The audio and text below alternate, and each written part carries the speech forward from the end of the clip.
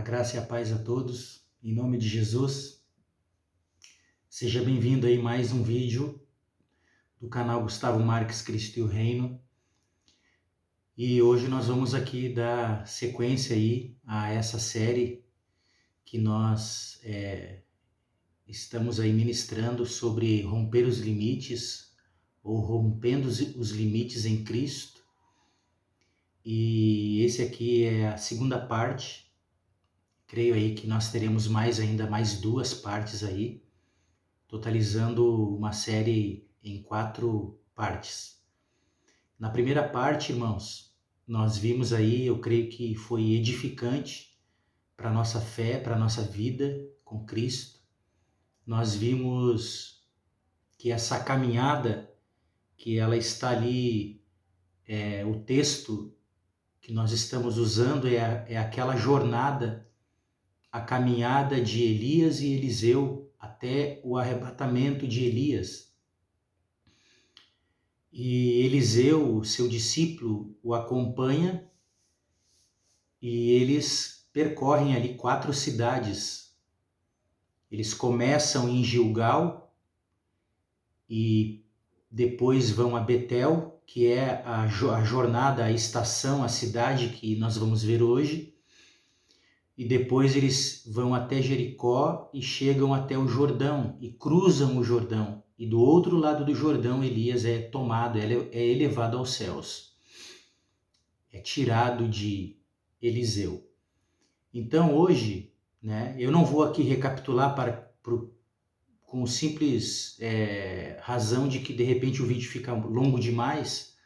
Então eu não vou recapitular. Se você não assistiu a primeira parte, assista a primeira parte, que nós falamos o início dessa caminhada, ela se dá em Gilgal.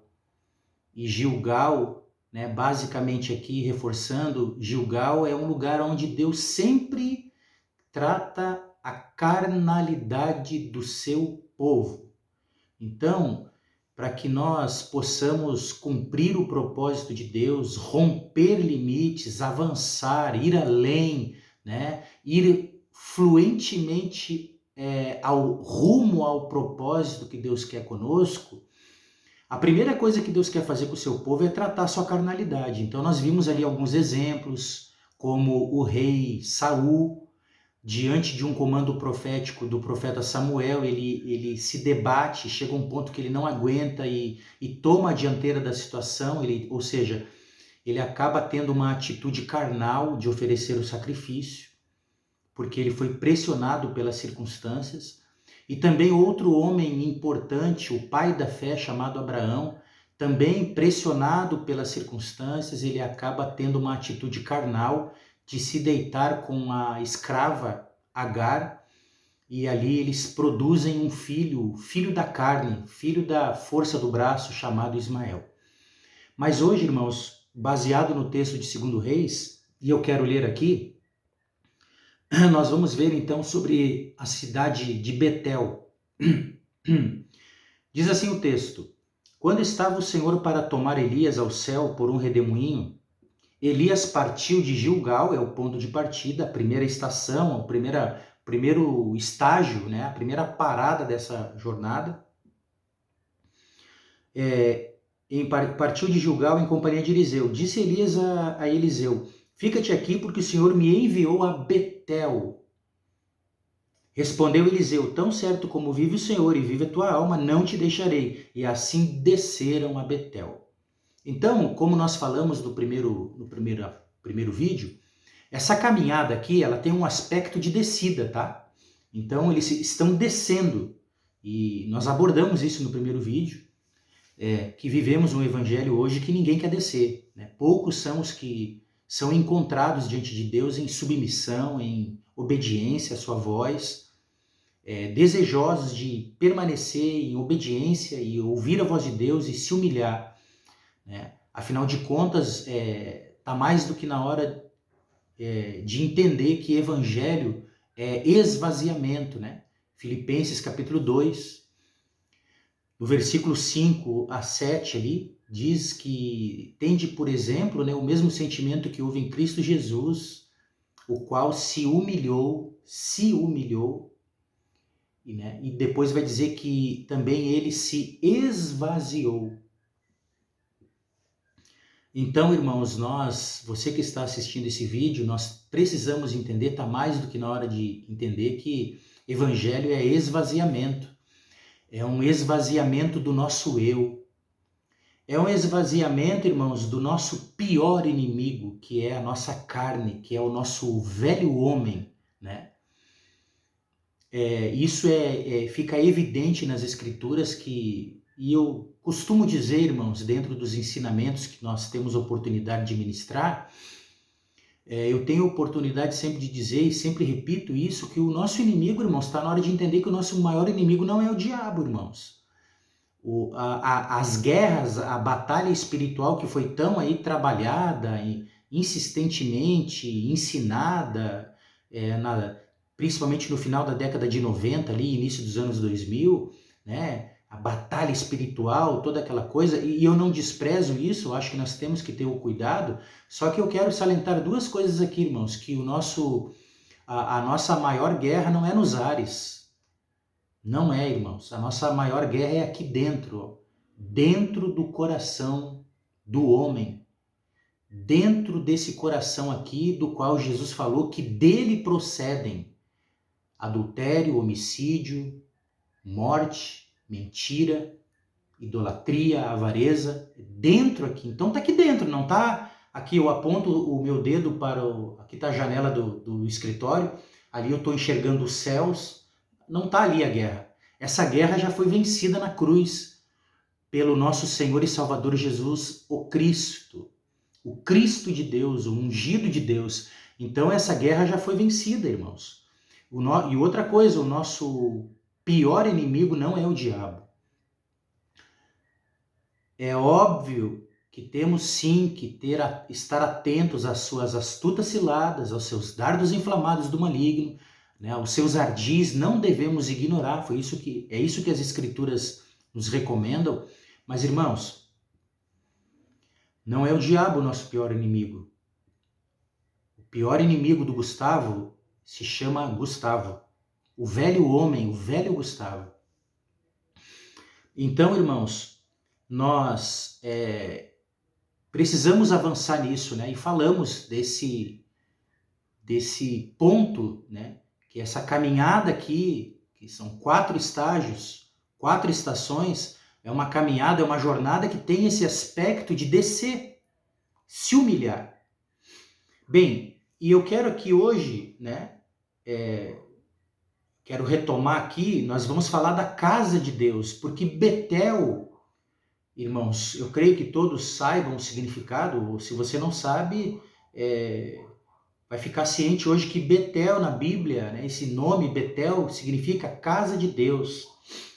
E como, irmãos, nós precisamos ampliar o entendimento sobre a questão da casa de Deus. Casa de Deus, esse lugar Betel, casa de Deus é lugar de decisão, né? É terra de decisão. Então, também tem um outro aspecto que é um lugar de levantar altares para Deus.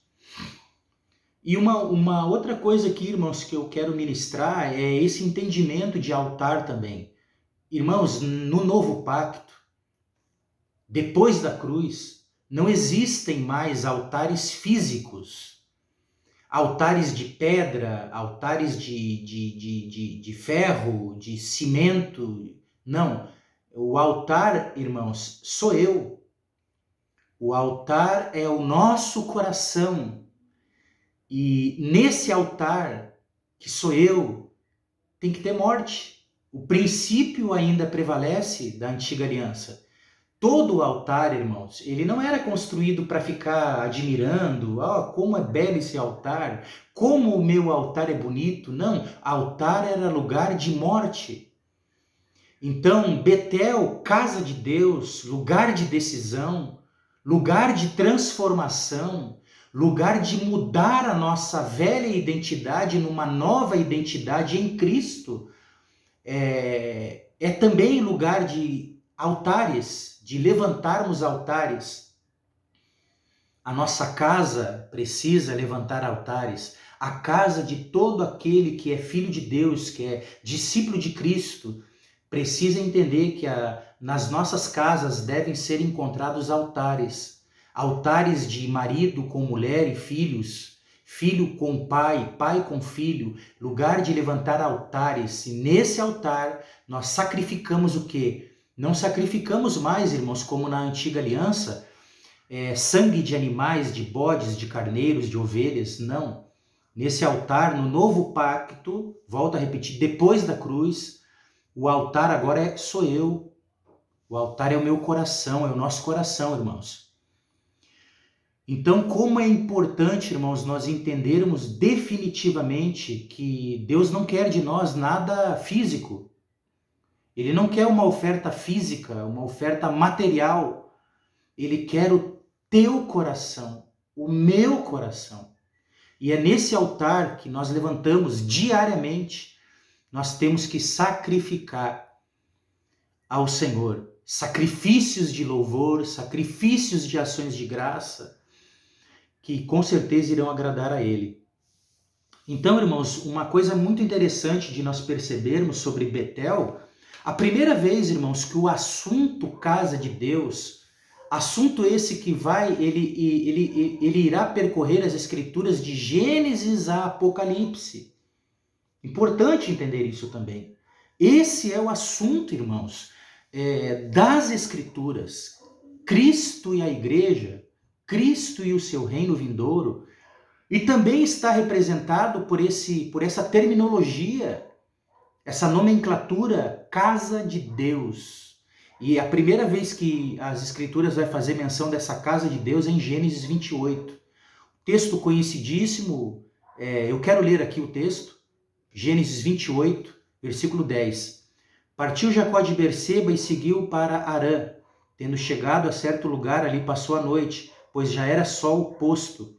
Tomou uma das pedras do lugar, fê-la seu travesseiro, e se deitou ali mesmo para dormir. E sonhou, eis posta na terra uma escada cujo topo atingia o céu, e os anjos de Deus subiam e desciam por ela. Perto dele estava o Senhor e lhe disse: Eu sou o Senhor, Deus de Abraão teu pai, e Deus de Isaque. A terra em que agora estás deitado eu te darei, a ti e a tua descendência. A tua descendência será como o pó da terra, estender-te-ás para o ocidente e para o ocidente, para o norte e para o sul. Em ti e na tua descendência serão abençoadas todas as famílias da terra. Eu vou adiantar aqui. Despertado Jacó do seu sono, disse: Na verdade, o Senhor está nesse lugar, e eu não sabia. E temendo disse: Quão temível é este lugar! É a casa de Deus, é a porta dos céus. Então, irmãos, aqui nesse texto, se você observar, Jacó, ele levanta uma pedra e unge uma pedra. Então, a pedra que Jacó ungiu apontava para a igreja que somos nós, irmãos. Essa igreja coletiva, essa igreja corporativa sobre a face da terra. Essa pedra aponta para o fundamento da igreja, irmãos. O fundamento da casa de Deus, que é Cristo. Então, esse é um detalhe, irmãos, que poucos aí se apercebem, mas toda construção, toda boa construção, começa pelo seu fundamento. E o fundamento da casa de Deus é a pessoa de Cristo. Então, toda igreja, irmãos, que se preze, ela deve ter necessariamente Cristo como fundamento. Eu quero ler um outro texto com vocês, que se encontra na primeira carta de Paulo aos Coríntios, capítulo 3.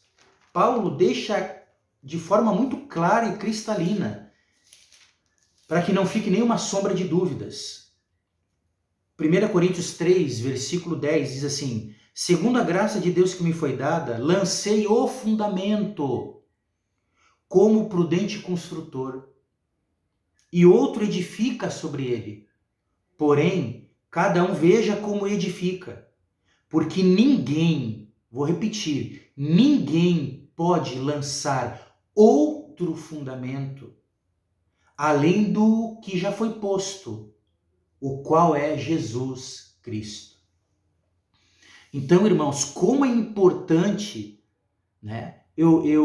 Um dos livros que eu escrevi, irmãos, o segundo livro que eu escrevi, chamado Capturados pela Visão Celestial, eu faço nele um comentário que já fiz em algumas ministrações, que um comentário duro até, de certo ponto, mas é a realidade que eu entendo, irmãos, pelo Espírito.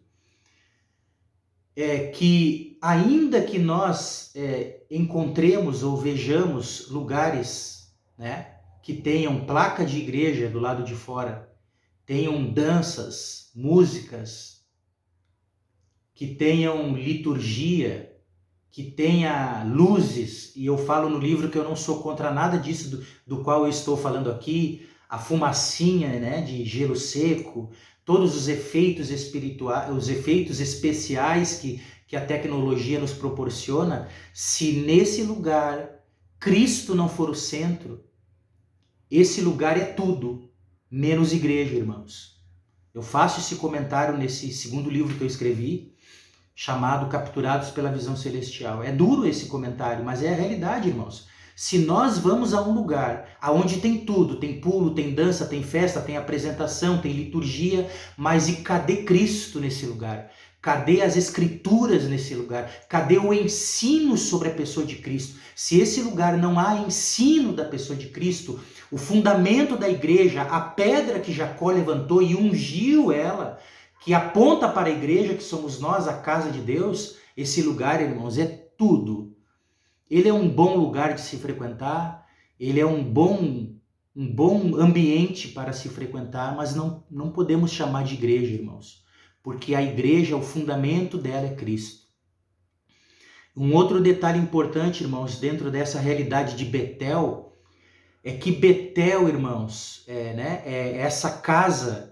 E se nós analisarmos, irmãos, o texto de Pedro, primeira carta de Pedro, capítulo 2, versículo 4 e 5, ele vai falar sobre isso, irmãos. Pedro também é claríssimo nisso. Vamos ler 1 Pedro, capítulo 2, versículo 4 e 5. Chegando-vos para ele a pedra que vive. Agora, irmãos, a casa de Deus não é mais uma casa de pedra que foi lá, como diz em 1 Reis, capítulo 6, o templo de Salomão, a primeira casa que foi levantada, aquele templo físico, as pedras que eram entalhadas na montanha, pedras que eram entalhadas pelas mãos de homens.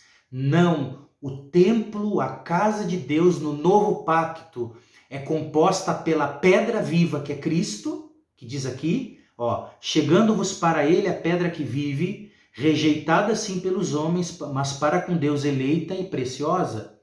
1 Pedro capítulo 2, versículo 4. Agora o versículo 5.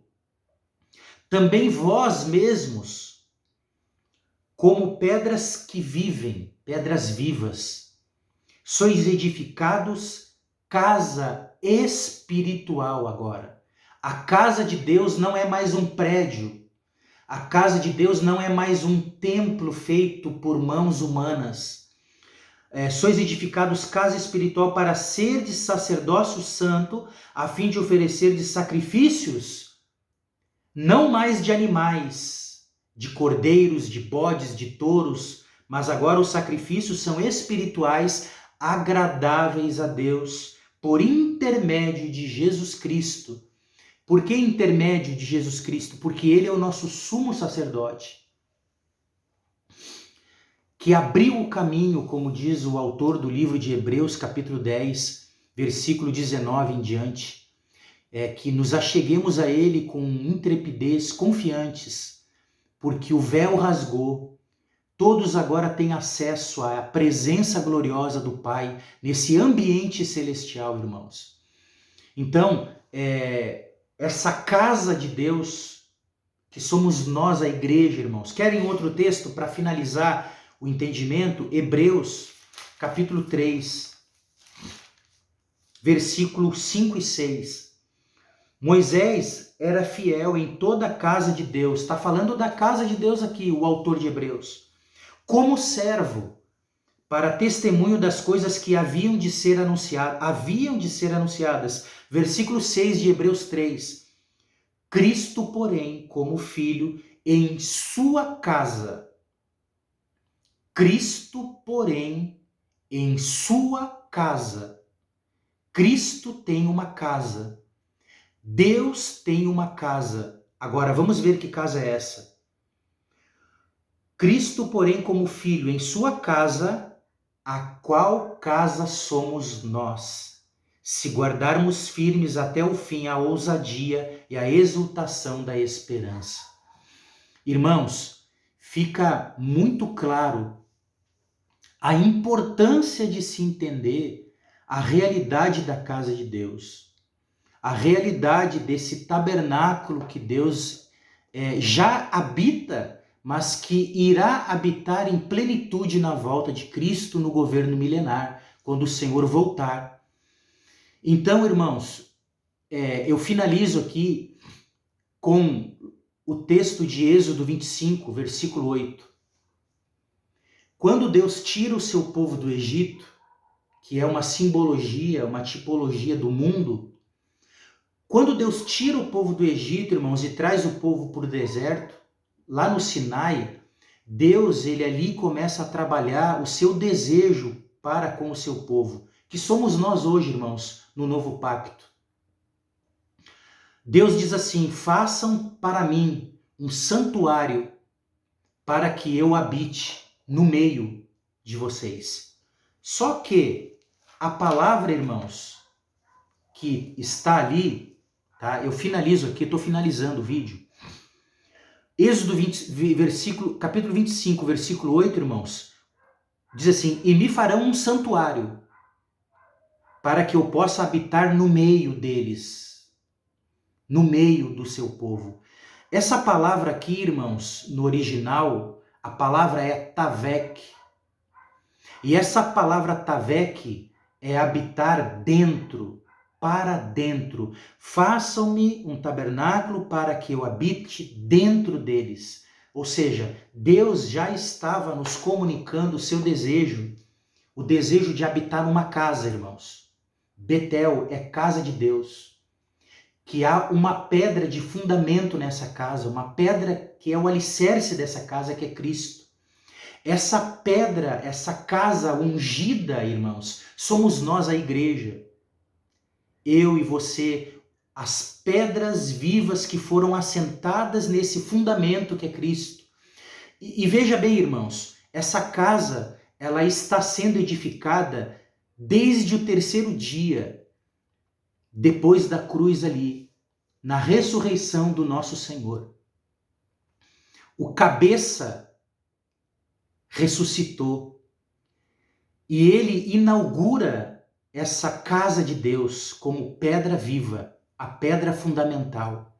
E desde lá, irmãos, essa casa está sendo edificada. Cada pessoa que se converte se torna uma pedra viva em Cristo. Como disse Pedro, essas pedras se juntam a ele, aleluia.